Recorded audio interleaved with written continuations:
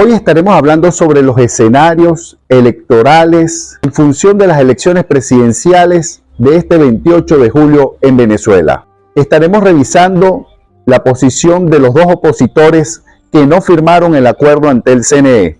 ¿Por qué las nuevas inhabilitaciones? ¿Estamos ante el debacle electoral de Nicolás Maduro?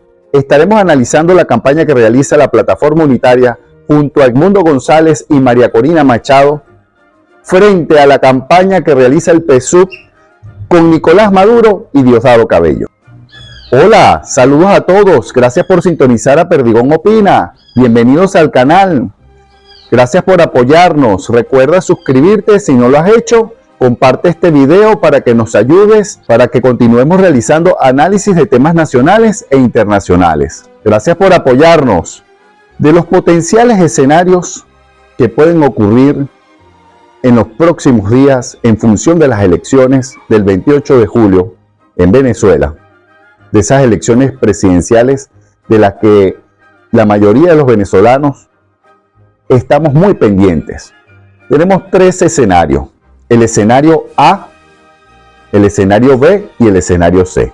El escenario A es donde se ve un triunfo contundente de Edmundo González. Si promediamos la mayoría de las encuestas, vamos a observar que Edmundo González tiene estadísticamente 50%. Unas que le dan más, pero vamos a promediar y colocarla en ese escenario para no caer de triunfalismo. Ese 50%, si llegara a votar todos los electores que están inscritos en el REP con posibilidades de votar, hay un porcentaje importante que está fuera del país. Se calcula que van a votar aproximadamente 13.600.000 electores. Si a eso le sacamos el 50%, estaríamos hablando que Edmundo González en estos momentos, sacando un promedio conservador, tendría 6.800.000 votos. Y en el caso del PSUV, la encuesta que más le da es 27%. Hablando de las encuestas serias, de los sondeos de opinión serios, obtendría el candidato del PSUV, Nicolás Maduro, 3.672.000 votos. Estamos hablando que Edmundo González le está ganando en estos momentos a Nicolás Maduro por más de 3 millones de votos. Es un escenario potencial. Las grandes concentraciones se observan es en el lado de la Plataforma Unitaria, las que realiza Edmundo González y las que realiza María Corina Machado. En el PSUV no observamos grandes concentraciones. Tienen su techo, tienen su potencial, tienen su voto duro, al igual que la oposición. Pero hay analistas que dicen que el techo de Nicolás Maduro es de 4.100.000 votos. Y dicen que el techo de Edmundo González junto a la Plataforma Unitaria es de 7 millones de votos. Hay otros que hacen otros promedios y le dan a Edmundo González 8 millones de votos. Nosotros en este caso estamos utilizando el 50% haciendo un promedio de las encuestas y eso nos da 6.800.000 votos estadísticamente. Y en el caso de Maduro, en el mejor de los escenarios, en las encuestas serias, tiene 27%, 3.672.000 votos. Vamos a ver un video de Benigno Alarcón, que es el representante del Centro de Estudios Políticos de la UCAP, donde nos da una explicación al respecto, que es muy parecida a la que nosotros estamos haciendo. Estimamos que pueden votar alrededor de 17 millones de personas, o sea que las que pueden votar son 17 millones porque el padrón incluye gente que no está en el país. Y si nos metemos, si llegamos a la elección con una abstención que es razonable del 20%, pues estaríamos hablando de que le tendríamos que restar a esto 3.400.000, con lo cual podemos estar en una elección donde voten más o menos 13 millones y medio de personas. Si estamos en una elección que llega a 13.600.000 y el techo del gobierno está en 30%, el techo del gobierno está más o menos en 4.100.000. Ellos este techo lo reconocen, inclusive ellos hablan de que pueden tener entre 4,5 millones y 5. En el caso del Edmundo, si se cumple la transferencia de votos que hasta ahora se ha cumplido, estamos hablando de 7 millones. Entonces aquí estamos hablando de prácticamente 3 millones de votos de diferencia. Como pudimos observar en el video, en esa explicación, allí al compararla con los sondeos de opinión, concluimos que en este escenario, quien gana la elección es Edmundo González. La está ganando.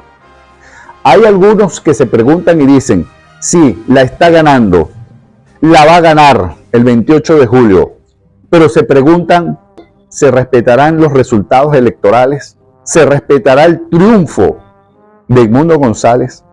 En este escenario, si hay una votación masiva como se proyecta, la UCA está trabajando sobre el 80% de participación. Otros sondeos de opinión que dan 75, 70%. Si la votación es masiva, el triunfo es de Edmundo González y la plataforma unitaria. Y si la defensa del voto es masiva y la movilización es masiva, es muy difícil que se atrevan a no reconocer los resultados electorales. Esta elección nos recuerda, el escenario es distinto, pero nos recuerda mucho a la alta participación que ocurrió en el 2015 cuando se escogió la Asamblea Nacional. Aquí observamos un gran interés. Los venezolanos le estamos dando mucha importancia al 28 de julio porque nos estamos jugando el futuro del país. Incluso ese 40% que se pronuncia que se iría del país si no se logran los objetivos, si no se logra cambiar el gobierno, está muy pendiente. Todos los venezolanos están muy pendientes de lo que acontece, de lo que ocurre en estas elecciones presidenciales. Para realizar el análisis completo y profundo de este escenario A, vamos a utilizar el método de la observación.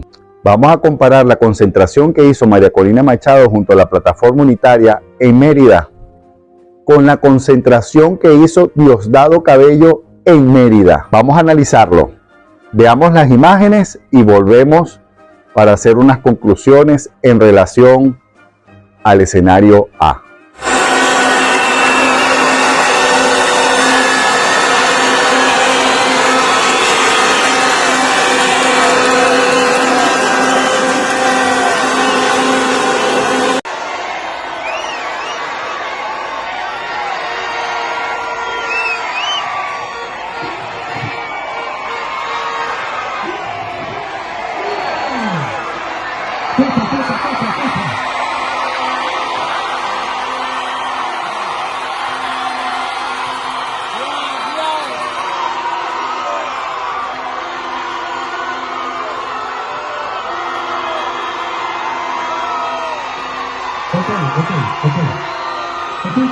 Escuchen esto lo que les voy a contar.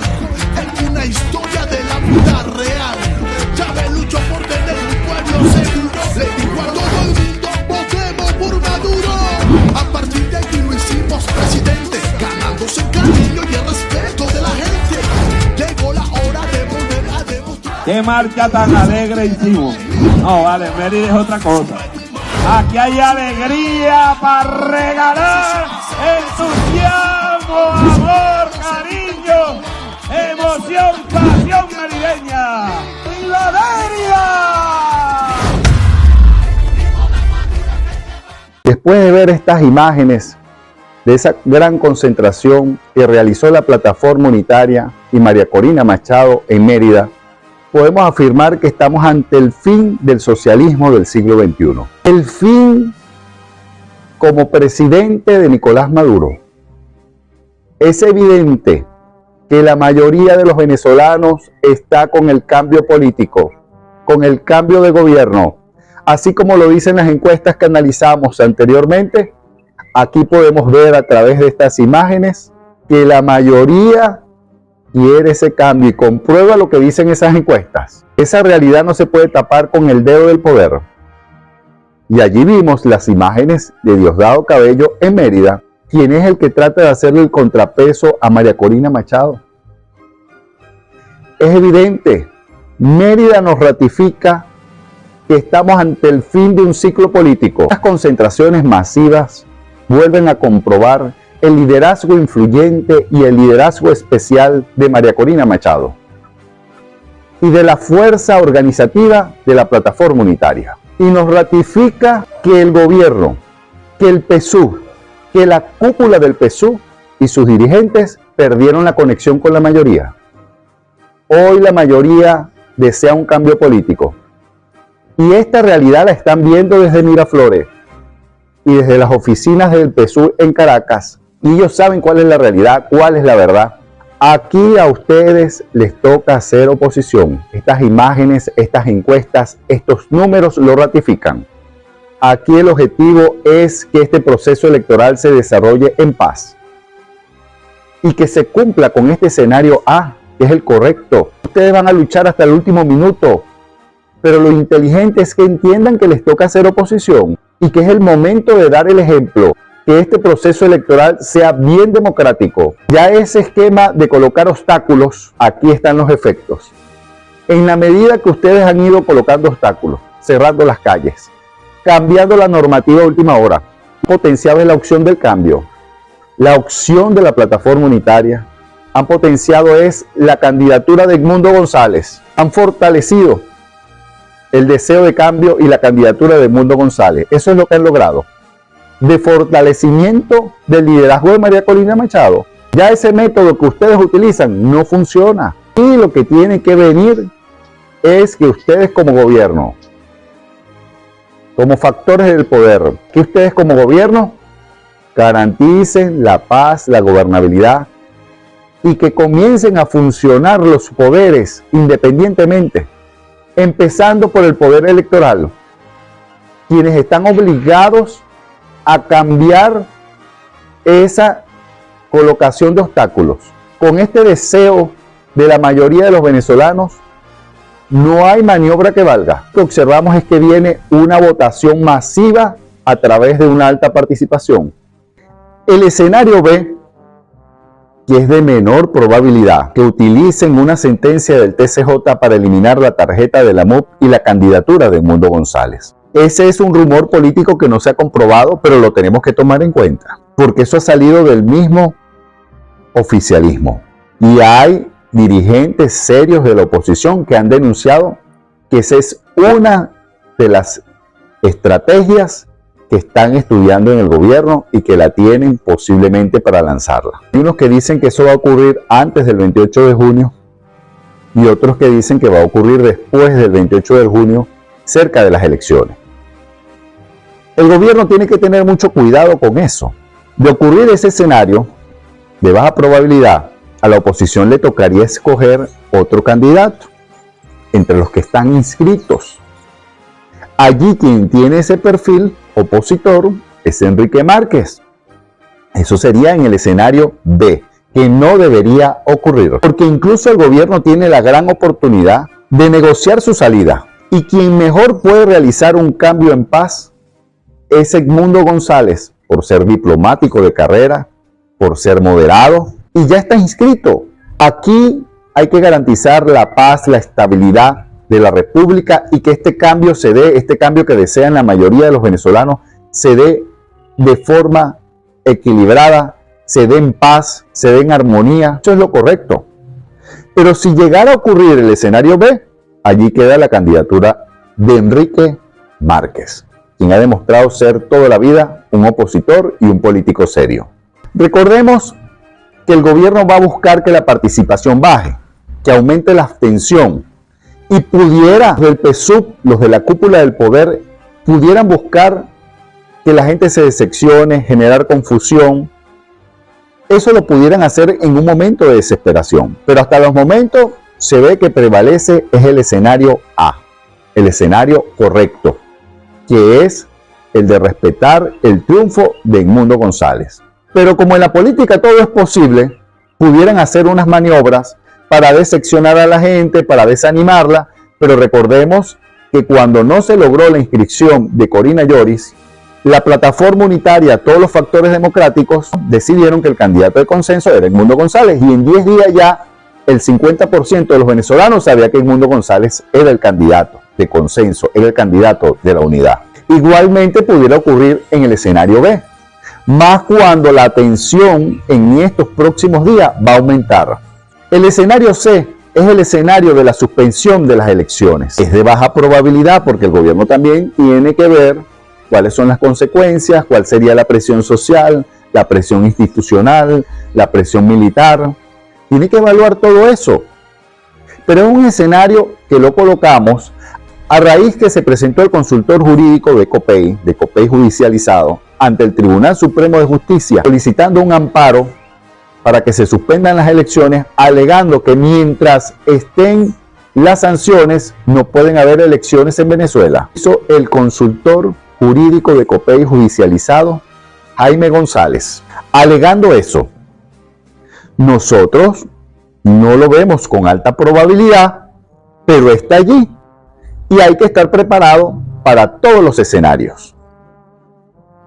Aquí se ve un triunfo contundente y eso lo saben las cúpulas del PSUV, que sacan por allí unas encuestas que no son serias, hablando del triunfo de Nicolás Maduro, que no lo es como tal, porque las encuestadoras serias le dan el triunfo es estadísticamente, y es lo que se ve en las calles, en las concentraciones de Venezuela, es a Edmundo González. Al hacer una revisión sobre el acuerdo que se firmó en el CNE, hay dos opositores que no firmaron, que es el caso de Edmundo González y el caso de Enrique Márquez. Edmundo González argumentó y dijo que para qué se iba a firmar un acuerdo si los del gobierno no habían respetado la firma del acuerdo de Barbados. En el caso de Enrique Márquez, señaló que eso era redundante, que a él nadie lo podía obligar a firmar algo que ni siquiera se había discutido, que lo legal era discutirlo. Edmundo González también argumentó que los acuerdos se discuten. De todas las expresiones y posiciones que se han realizado en relación a la posición con respecto al acuerdo del CNE al que invitaron a firmar, observamos que la mejor posición y la mejor rueda de prensa que hemos visto ha sido la de Enrique Márquez. Vamos a ver qué expresó Enrique Márquez en relación a este acuerdo. El acuerdo impulsado por el Consejo Nacional Electoral, pero no es idea del Consejo Nacional Electoral, solo propuso el presidente Maduro. No es una idea original del señor Amoroso, fue un papel que produjo Miraflores. Es para nosotros unilateral e inconsulto, primero. Segundo, inútil por redundante. Tercero, absolutamente incompleto y desconocedor de la realidad que tiene hoy nuestra sufrida Venezuela. Nosotros dijimos hace unos días que estábamos dispuestos a firmar cualquier documento que se nos pusiera luego de un debate, pero un documento inconsulto, que te llaman desde el CNE y venga a firmar usted. ¿Y cómo uno da un cheque en blanco? ¿Y cómo uno se compromete a unas cosas que pueden ser simples o no? Pero yo, hasta donde yo conozco, la democracia es el debate. Y yo sí hubiera estado interesado en debatir ese documento. Y si es fruto de un debate entre todos los candidatos, a lo mejor lo hubiera firmado. Pero así como jaladito por la nariz, no. ¿Qué va? No. Es muy difícil. Dijimos que hubiéramos firmado si hubiéramos podido opinar y discutir el contenido, pero eso no fue posible. No hubo margen para eso. Era una orden. Venga usted a firmar. No. Nosotros no tenemos por qué acatar órdenes políticas de Miraflores. No lo hacemos. Somos un movimiento opositor. Reivindicamos nuestra posición opositora. Reivindicamos nuestra posición al lado del sufrimiento de la gente. Reivindicamos nuestra posición en contra de la tragedia que vive nuestro pueblo. Debió tomarse el CNE su tiempo para la consulta, pero no lo hizo. Quería un cheque en blanco, no se lo dimos. Por eso decimos que es inconsulto. Dijimos que es inconsulto y unilateral. Periodista, es una carta que le dirigimos al señor presidente de la República, Nicolás Maduro, el 3 de mayo. Fue recibida en Miraflores, a propósito, con muchos problemas. Enviamos a una persona de nuestra confianza, del comando, hasta Miraflores, y la gente no quería recibirla porque es una carta con contenido político, que ellos no estaban autorizados a recibir una carta con contenido político. Entonces ven ahí en la copia que ustedes tienen, que firma un señor allí arriba, pero no pusieron sello ni nada. Y no ponen el sello porque no querían comprometerse a recibir una carta de un candidato presidencial que está planteando cosas. Yo quiero que la lean todas y ojalá la publiquen, porque yo la voy a poner en mis redes. Pero le estamos planteando que respete la propuesta Petro, que la asumamos juntos, que vamos a discutirla, que hagamos un referéndum el 28 de julio, le decíamos, el 3 de mayo, para garantizar la paz, la gobernabilidad, para garantizar el futuro del país. Incluso nos atrevimos a hacer propuestas concretas en la carta. Una propuesta que denominamos Agenda para un gobierno de unidad nacional por la paz y la transformación de Venezuela. Esa agenda muy sencilla que proponemos allí era para refrendarla el 28 de julio. Maduro ni siquiera nos respondió esta carta. Creo que, no sé si la leyó, yo me imagino que sí, y la despreciaría como desprecia la opinión del pueblo venezolano. Él cree que puede seguir dirigiendo nuestro país, despreciando al pueblo, despreciando la opinión de los demás, como si viviera, no sé, como si fuera, él dice que es el gallo del gallinero, como si fuéramos gallinas, como si lo fuéramos. No, aquí este pueblo venezolano sabe lo que quiere. Y ese día, el 28 de julio, va a cambiar. Bueno, esta propuesta la hicimos. Una propuesta responsable. Alrededor de esto a nosotros nos gustaría debatir con el presidente de la República, no en el debate de las ideas, en un conjunto de ideas que queremos construir en conjunto, por supuesto, porque un entendimiento no es, mira, yo te ordeno que te entiendas conmigo, bajo estos términos. No, eso no es entendimiento, eso son órdenes, y no aceptamos órdenes del presidente de la República. Presidente, usted no es mi jefe, ¿oyó? Es una intervención extraordinaria, de alta política, y es eso, es la claridad con la que habla, y cuando dice si era necesario firmar un acuerdo, había que tomar, por ejemplo, en cuenta el acuerdo Pacto por la Democracia, que lo planteó el presidente de Colombia. Eso sí valía la pena firmarlo, porque es para garantizar la gobernabilidad, el cambio de gobierno en paz. A eso sí es necesario un acuerdo, porque incluso él lo dice, eso sería redundar sobre las funciones del CNE. Y si era un acuerdo, eso había que discutirlo primero. No es vengan y firmen este acuerdo. Lo democrático es discutir. Incluso con mucha valentía le dice que a él no lo van a obligar, que a él no le dan órdenes. Desde el PSUV habla de su condición y que apuesta a la democracia. Es lo conveniente. Recordemos que los demócratas tenemos que ser más demócratas. Tenemos que dar el ejemplo. Concertar un acuerdo en función de la gobernabilidad, en función de las garantías que necesitan los mismos del gobierno, que tienen miedo a que se dé el cambio de gobierno. Y entre esas garantías pudiéramos hablar mirando el pacto de punto fijo. Fue un pacto de gobernabilidad, de ejemplo para el mundo, para otros países que lo utilizaron en la transición chilena y en la transición española. Cómo pasaron de la dictadura a la democracia, cómo desmontaron todos esos obstáculos que habían. Fue mirando el pacto de punto fijo que lo realizaron los fundadores de la democracia venezolana. Nosotros como venezolanos también podemos mirar hacia allá, hacia el pacto de punto fijo, sin complejos, porque incluso ustedes mismos, los del gobierno, llegaron gracias con ese pacto, se consolidó la democracia venezolana. ¿Por qué no mirar hacia allá hoy? Incluso por allí aparece este señor Ratti diciendo que va a denunciar a Edmundo González y a Enrique Márquez porque no firmaron el acuerdo ante el CNE y eso atenta contra la paz. Eso es una locura decir eso, porque más bien atentar contra la paz y no contribuir al clima de equilibrio, de armonía que debe haber en Venezuela, es hacer acciones de ese tipo. Ese tipo de locuras lo tenemos que rechazar. Eso es inconveniente.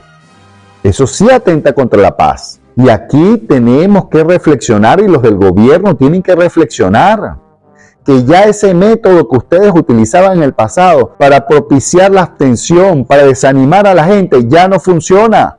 Porque la mayoría de los venezolanos saben que nos estamos jugando el futuro del país este 28 de julio. Y no le van a quitar la importancia porque es mucho el sufrimiento. Es lo que se ha vivido. Las expresiones que vemos en las calles de Venezuela es el cansancio que hay hacia este modelo de gobierno que ustedes representan.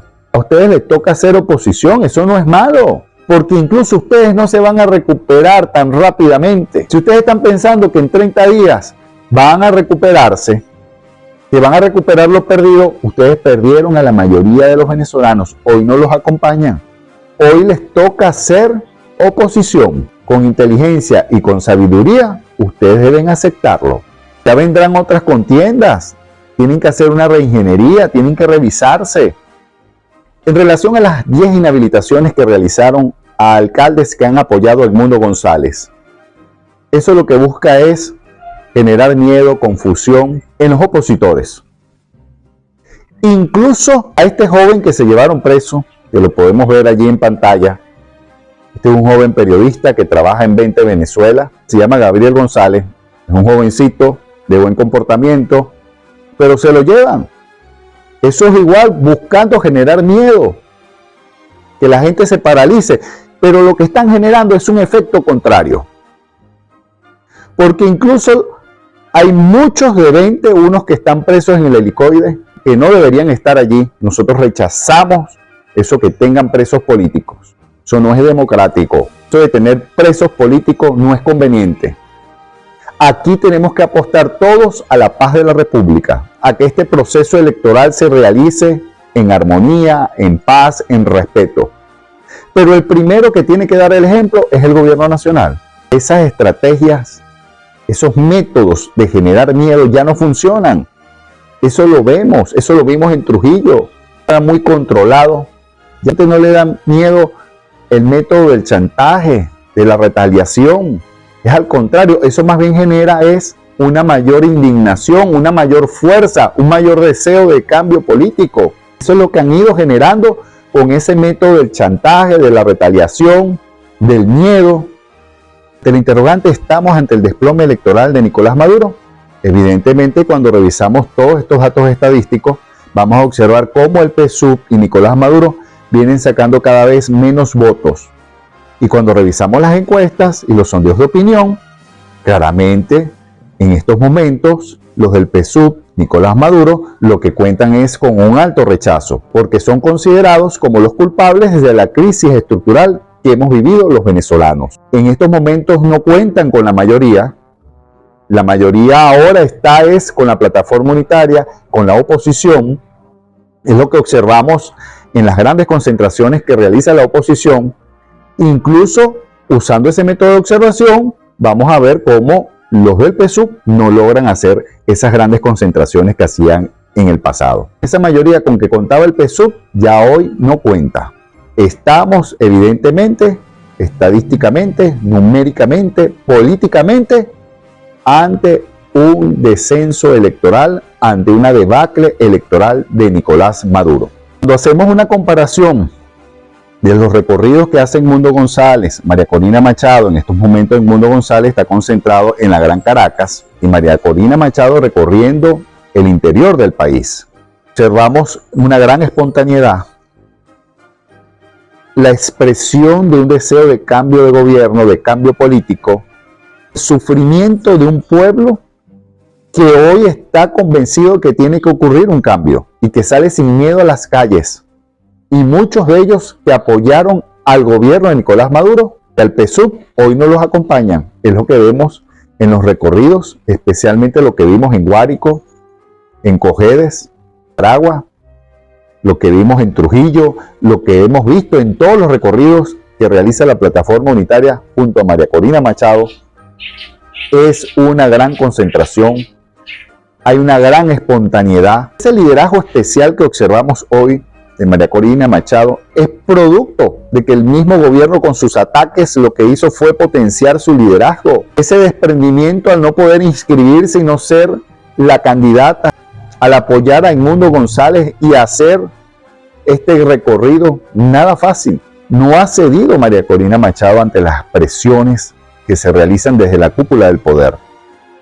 Eso más bien lo potenciaron. Esos ataques que le realiza Diosdado Cabello constantemente lo que hizo fue potenciarla. Vamos a ver y vamos a comparar cuando María Corina Machado estuvo presente en Nueva Esparta, hasta las siguientes imágenes, para que veamos la diferencia.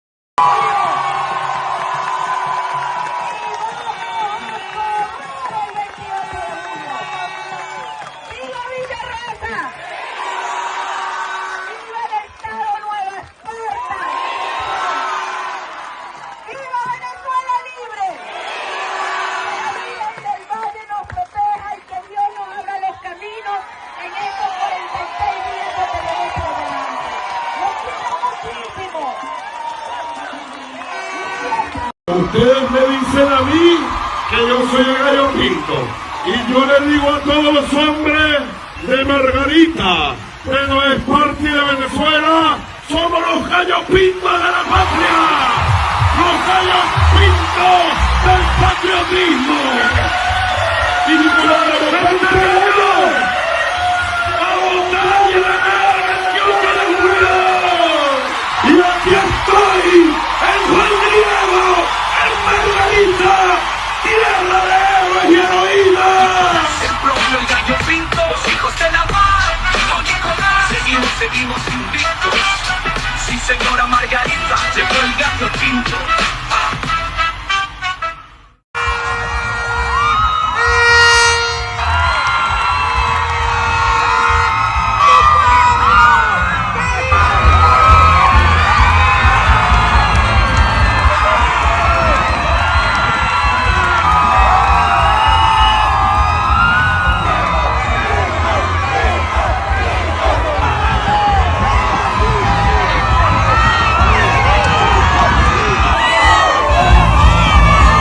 Al analizar esas imágenes que vimos de esa presencia de María Corina Machado en Nueva Esparta, en Margarita, y la presencia de Nicolás Maduro, observamos una gran espontaneidad del lado de las concentraciones opositoras y mayor cantidad de personas. En las concentraciones del gobierno observamos menos cantidad de personas, pero hay un detalle. Ellos le dieron un giro a la campaña, porque en las concentraciones de hace un mes, de hace 2 meses, lo que observábamos era un mayor desorden. Ahora hay más orden. En aquellas las personas que iban no se expresaban. En esta aplauden, no aplaudían. Nosotros veíamos concentraciones donde iba Diosdado Cabello y el mismo Nicolás Maduro, donde se notaba un gran desánimo. Imagino que sus asesores le han dicho, tienen que cambiar la cara, ese rostro que ustedes tienen. Es el rostro de la derrota. Esas concentraciones no pueden seguir desordenadas. Tiene que haber emoción, la gente ni siquiera aplaude. Ahora, cuando usted revisa esta concentración, estamos comparando la visita de María Corina Machado a Nueva Esparta y la visita de Nicolás Maduro. De la visita opositora y de la visita oficialista del PSUV. Allí tratan de presentar una mayor alegría, incluso usted ve que en la mayoría de los actos oficiales, de los actos electorales donde aparece Nicolás Maduro en sus actos políticos, él baila, los mandaron a bailar, a demostrar alegría, a demostrar fuerza, porque lo que venían transmitiendo era una gran derrota. Ellos cambiaron la escena, eso es válido en campaña, están en su derecho, están luchando, pero ya no les da tiempo. Y allí están los números que analizamos ahora, lo que dicen las encuestas y lo que dice el método de observación. No les da tiempo recuperar lo que perdieron. Para hacer eso tienen que hacer una reingeniería, tienen que pasar a ser opositores, eso es lo que le toca a ustedes, ser opositores es lo que tienen que entender. Una gran oportunidad histórica para refundar el país, se necesita un acuerdo, incluso para que muchos de ustedes no tengan miedo de dar el paso. Y por el bien del país hay que hacerlo.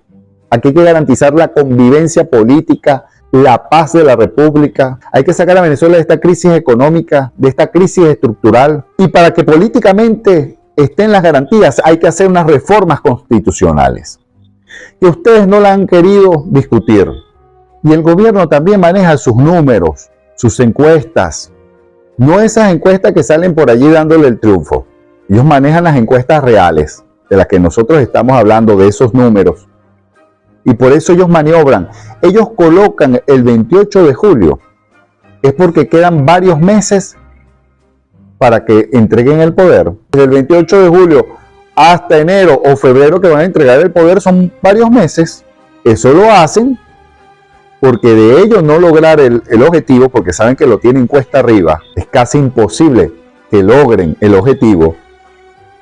Entonces colocan esa fecha para en los siguientes meses, después de la derrota, ellos negociar, acordar la transición.